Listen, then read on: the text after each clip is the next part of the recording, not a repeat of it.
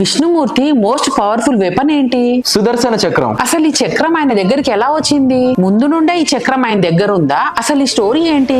దేవుళ్ళైనా రాక్షసులైనా మానవులైనా అంతెందుకు విష్ణుమూర్తి అయినా సరే పూజించేది ఒకే ఒక్క దేవుణ్ణి, శివుణ్ణి. అసలు సుదర్శన చక్రానికి శివుడికి సంబంధం ఏంటి?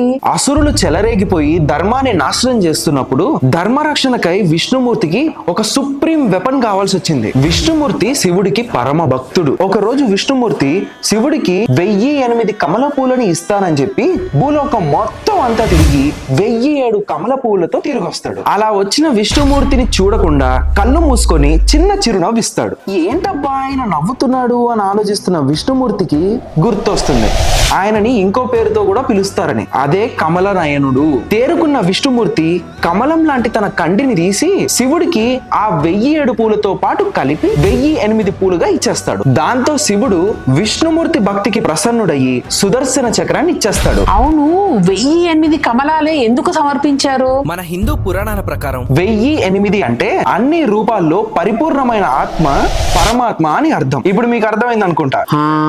ఏం అర్థమైంది? ఓం నమో భగవతే వాసుదేవాయ.